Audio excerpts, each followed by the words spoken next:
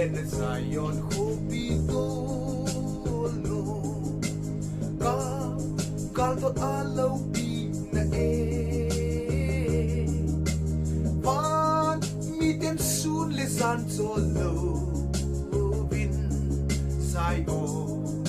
Langay law di asa Mon sung lam Jerusalem leng hop sung kel moi nova at sung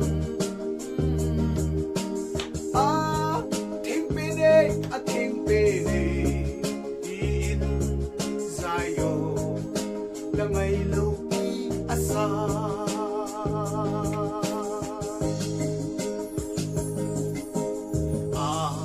sa kahiban lal sa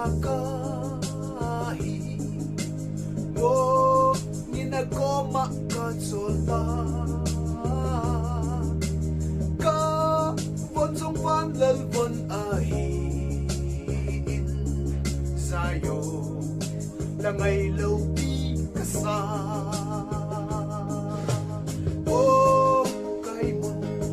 Sunglam Jerusalem Leng hop sung Kel moy nova at sung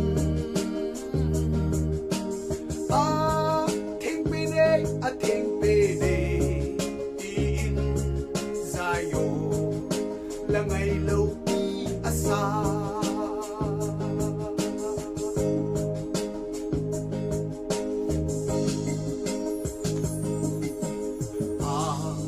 hoy na Lenna zayo layahin natwi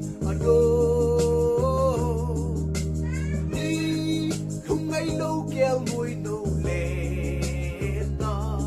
Sayo Khopi kakam ahi O kaimon Sunglam Jerusalem Leng hop sung Kel moi nova at sung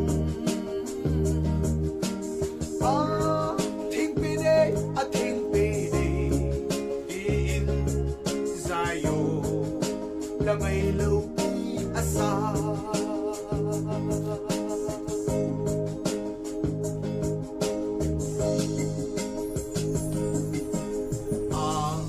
sa kahiman lal sa kahi O ginagoma ka solta Ka bonsong panlalbon Sayo langay lawpi kasa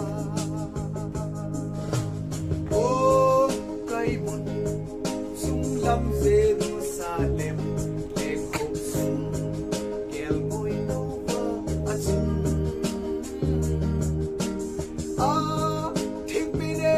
ting pene in zayo langay lawpi kasa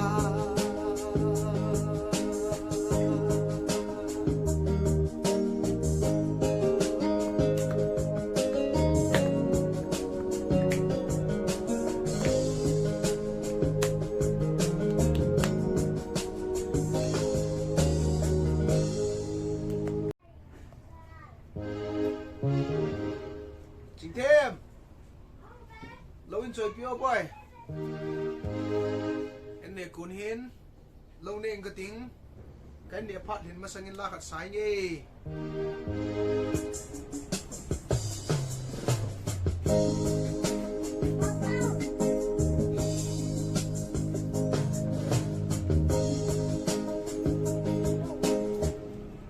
boy acha đang chơi ham cái nào cho bắt mà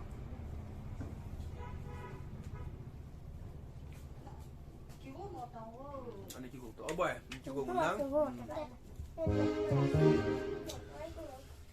Kakipa tunia zong video tha sim thei dinga ka kakipa in chule tuni hen patin ba choila khat anangai hoitin kalunga hopi mama chu la Lenna Zion Khopi kiti ahin chila he ke zong ai tong khama ma in kamau na zingin chun tunin zong no homa sangahin sa do in kating no zong patin lopi na dingin anang ngayon lang kin zong hinsa to kate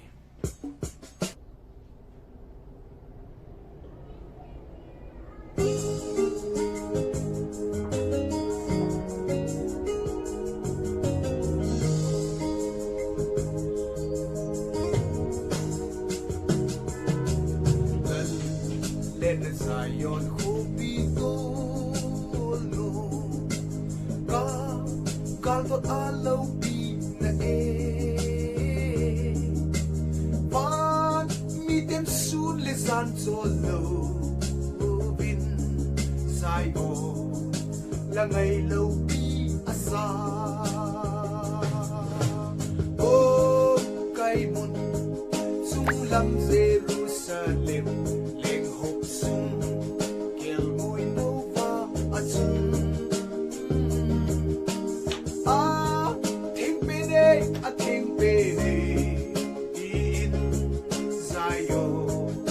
langay lupi asa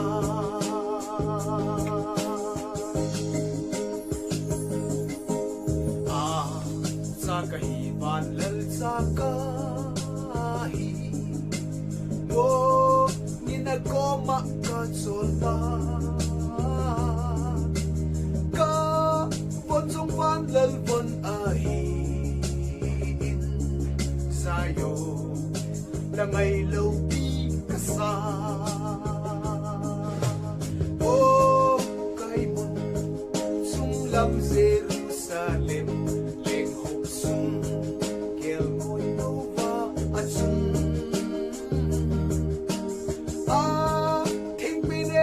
ting pede in zayo langay lupi asa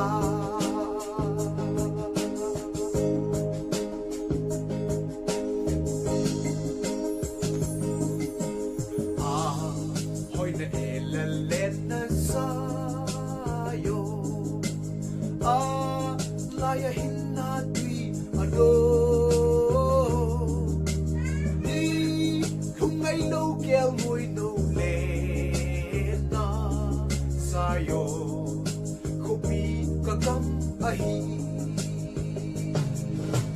o kay mon sunglam Jerusalem leng hok sung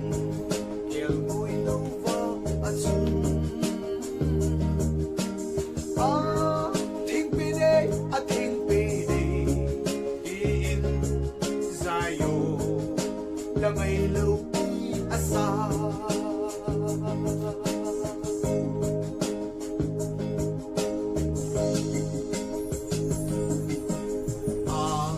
sa kahiman lal sa kahi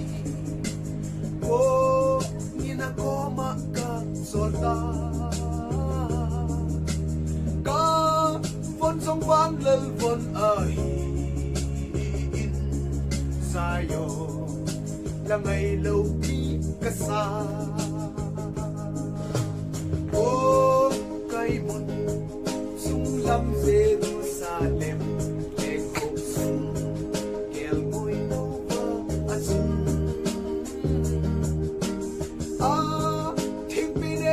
ting pede in sayo langay lupi kasa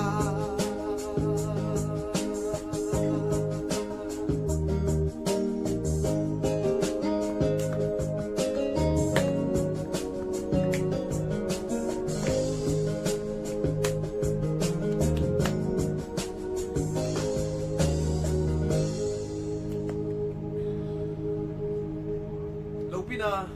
pagkait sang tahan lang ang ngaya na bihozo siya patinin patay na buuhan lang sule damsela chika YouTube channel ay kimuto kalay 7 na bon sabin suntin chibay zantin mangpa